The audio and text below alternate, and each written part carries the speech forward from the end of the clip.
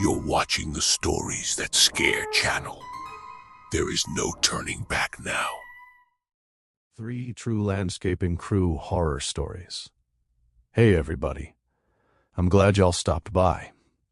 Most people think landscaping is a pretty ordinary job. Mowing lawns, trimming hedges, removing dead trees, cleaning flower beds. But what many people don't realize is landscaping crews often find themselves working in places most of us never visit. Abandoned homes, vacant lots, overgrown properties, dense woods behind neighborhoods. Sometimes they're the first people to step foot onto a property in months, or even years. And when nature begins reclaiming a place, it can hide more than just weeds. I started searching online for stories from landscapers who claim they experienced something they still can't explain while on the job. Whether these stories are true, or just another piece of folklore, I'll let y'all decide. All right, let's get into the first one. This first story was shared by a man who spent nearly 15 years working for a landscaping company outside of Atlanta, Georgia. Here's what he had to say. Most of our jobs were pretty normal. Residential yards, OS, office buildings, nothing exciting. One Tuesday morning, our boss told us we'd be cleaning up an abandoned property before it was put up for sale. The house had been vacant for several years. The grass stood nearly waist-high. Vines climbed the siding. Small trees had started growing through sections of the fence. Even before getting out of the truck, something felt wrong. There wasn't a single bird, no squirrels, no insects, just silence. We unloaded the zero-turn mowers, string trimmers, leaf blowers, and got to work. About 20 minutes later, I noticed something strange. Every time I made a pass along the back fence, I'd catch sight of someone standing deep in the woods. An older woman, long white dress, gray hair hanging over her face. She never moved. She just watched. At first, I figured she lived on the neighboring property, so I waved. Nothing. She didn't wave back, didn't nod, didn't even shift her weight. She simply stood there, half hidden behind the trees. I mentioned her to another guy on the crew. He looked toward the woods. What woman? The one standing right there. He stared for several seconds. I don't see anybody. I pointed directly at her. Still, he saw nothing. Trying not to think about it, I climbed back onto the mower. A few minutes later, I reached the far corner of the yard again. She was gone. Instead, the grass directly behind the fence looked as though someone had walked through it, a perfectly straight path leading deeper into the woods. Then, my mower suddenly died. Not sputtered, not ran out of gas, it simply shut off. At that exact moment, every other mower in the yard went silent too. Every engine in the yard stopped. The silence hit us immediately. No mower engines, no weed eaters, no leaf blowers, just the wind moving through the trees. One of the guys yelled, "What happened?" Nobody knew. We checked the fuel. Nothing wrong. The batteries were fine. Everything simply quit. Our supervisor walked over. "Everybody take 5. As we stood around waiting, I glanced back toward the woods. The woman was standing there again, exactly where she'd been before. Only now, she wasn't facing me. She was pointing toward an old stone well hidden behind a wall of overgrown brush. I hadn't even noticed it earlier. It was almost completely swallowed by vines. I don't know why, but I started walking toward it. One of the crew members called after me. "Where are you going?" I pointed toward the well. "Over there." He frowned. "What well?" I stopped. "You don't see that." He looked confused. "See what?" I turned back. The woman was gone, but the well was still there. Or at least, I thought it was. I pushed through the brush until I reached the old stones. The wood covering the opening had long since rotted away. Curious, I shined my flashlight inside. The beam disappeared into darkness. Then I heard it. Scratch, scratch, scratch, like fingernails dragging against stone. I stepped backward. "Hello?" Nothing. Then a whisper floated up from the darkness, so faint I almost convinced myself I'd imagined it. "Leave." Every hair on my arm stood up. I hurried back toward the crew. Just as I reached the yard, every mower suddenly restarted on its own. Engines roaring back to life. The guys looked at each other. "What the—" One of the older men on the crew walked over to me. "You went near the well, didn't you?" I nodded. His face lost all color. "I told the boss we shouldn't have taken this job." Apparently, years earlier, his father had worked that very property. He told him there used to be an old farmhouse there before the current house was built. According to the locals, a woman had disappeared sometime in the 1940s. Despite weeks of searching, she was never found. Some believe she'd fallen into an abandoned well hidden somewhere behind the property. The search eventually ended. The well was never located. The old man looked toward the woods, then quietly said, "Maybe." They finally found each other.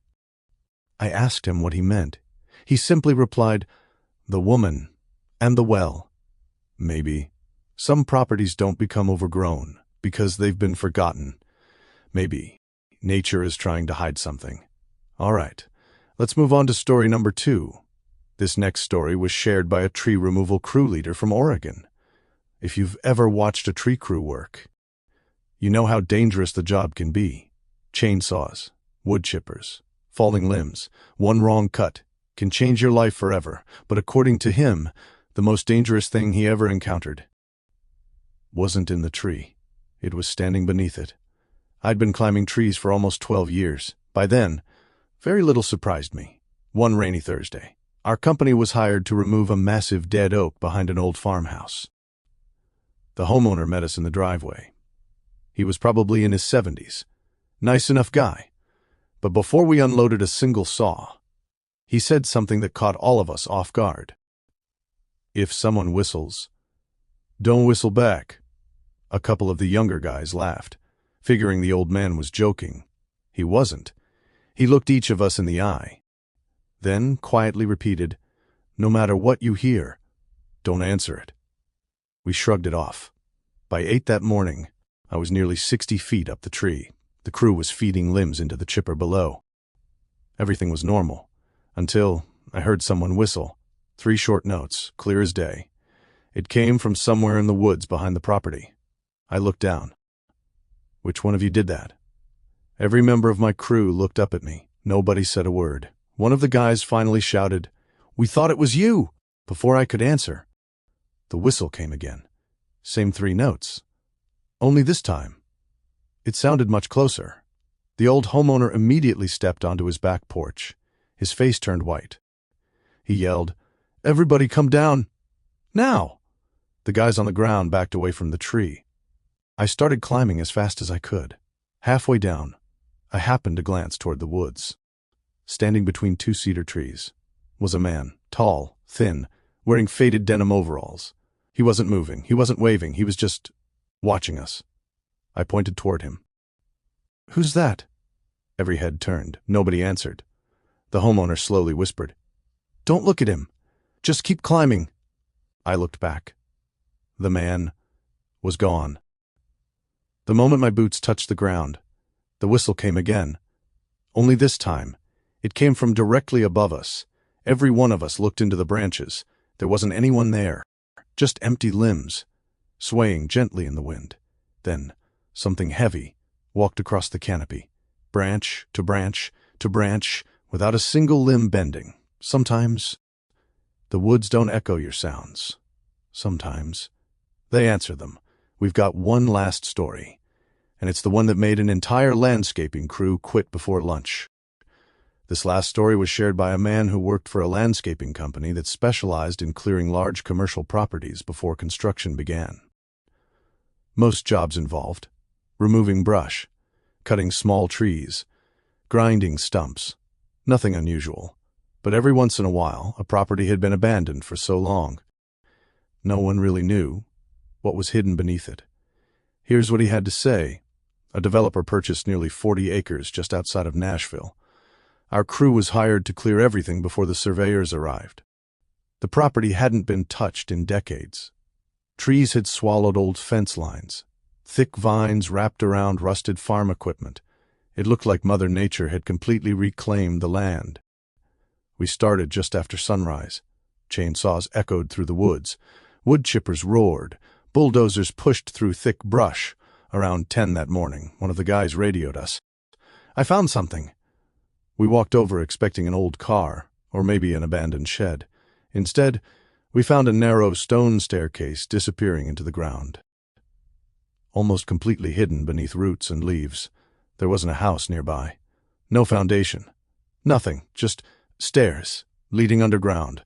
Our supervisor figured it was probably an old storm cellar. He grabbed a flashlight. "I'll take a look." The rest of us waited outside. About 30 seconds later, his flashlight disappeared around the corner. Then, silence. 1 minute passed. Then 2.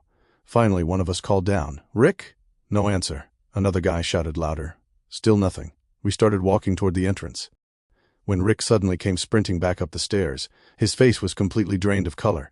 He wasn't carrying his flashlight anymore. He ran straight past us. Didn't say a single word. He climbed into his truck, started it, and drove away.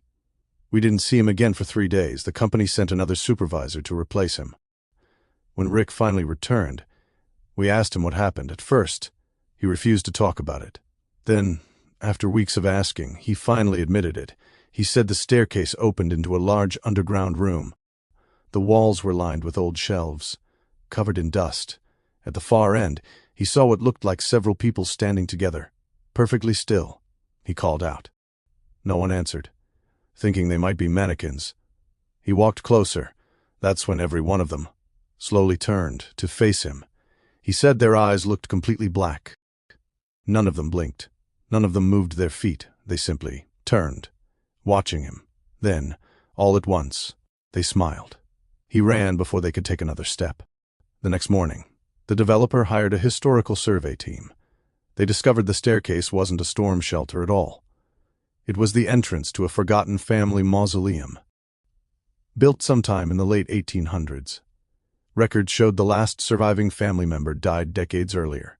No one knew the underground chambers still existed. The construction plans changed immediately. That section of the property was never disturbed. To this day, whenever I drive past that development, there's one small patch of woods, right in the middle of the neighborhood, untouched. Everything else was cleared. Everything except that one spot. Maybe some places are left alone for a reason. If you enjoyed these stories, let me know which one unsettled you the most. And if you've ever worked landscaping, tree removal, lawn care, or property maintenance and experienced something you still can't explain, I'd love to read about it in the comments. Who knows? Your story might appear in a future episode. Until next time, keep the fires burning. And as always, I'll tell the stories if you'll stay scared.